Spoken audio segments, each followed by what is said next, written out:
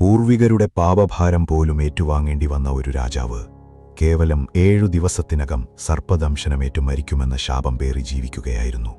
പരീക്ഷിത് മഹാരാജാവ് പാണ്ഡവരുടെ പരമ്പരയിലെ അവസാനത്തെ കണ്ണിയായിരുന്നു. ഒരു നായാട്ടിനിടെ ദാഹിച്ചു വലഞ്ഞ അദ്ദേഹം ഒരാശ്രമത്തിലെത്തി. അവിടെ ധ്യാനനിമഗ്നനായിരുന്ന ശമീക മഹർഷിയെ കണ്ടിട്ടും തന്റെ വരവ് തിരിച്ചറിയാൻ മഹർഷിക്കു കഴിഞ്ഞില്ല.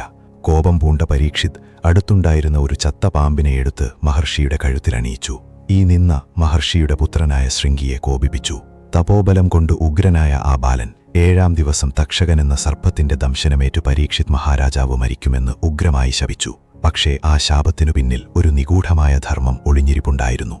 ശാപം കേട്ടയുടൻ പരീക്ഷിത് മഹാരാജാവിന് തന്റെ തെറ്റു മനസ്സിലായി. ശാപത്തിൽ നിന്ന് രക്ഷപ്പെടാൻ പല വഴികളുണ്ടായിട്ടും അദ്ദേഹം അതെല്ലാം ഉപേക്ഷിച്ചു.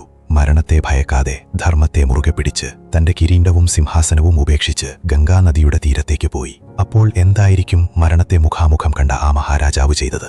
അവിടെ വെച്ച് വേദവ്യാസന്റെ പുത്രനായ ശുക്ല മഹർഷി പരീക്ഷിത്തിന് ശ്രീമദ് ഭാഗവതം ഉപദേശിച്ചു നൽകി. 7 ദിവസവും 7 രാത്രിയും യാതൊരു ആഹാരമോ വെള്ളമോ കൂടാതെ ഭഗവാന്റെ ദിവ്യലീലകൾ അദ്ദേഹം ശ്രദ്ധയോടെ കേട്ടു. മരണഭയത്തിൽ നിന്ന് മോചിതനായി ആത്മാവിന്റെ നിത്യമായ സത്യത്തിലേക്ക് അദ്ദേഹം ഉണർന്നു. ആ 7 ദിവസത്തെ തപസ്സും ജ്ഞാനവും ഒരു മഹാരാജാവിനെ കേവലം മരണത്തിൽ നിന്ന് മോചിപ്പിക്കുക മാത്രമല്ല ചെയ്തത്, ഭഗവാനിൽ ലയിച്ച് മോക്ഷം നേടാൻ അദ്ദേഹത്തിന് വഴിയൊരുക്കുകയും ചെയ്തു. ഈ സത്യങ്ങൾ ഇനിയും അറിയാൻ സബ്സ്ക്രൈബ് ചെയ്യുക, കാരണം അടുത്തത് ഇതിലും ആഴത്തിലുള്ളതാണ്.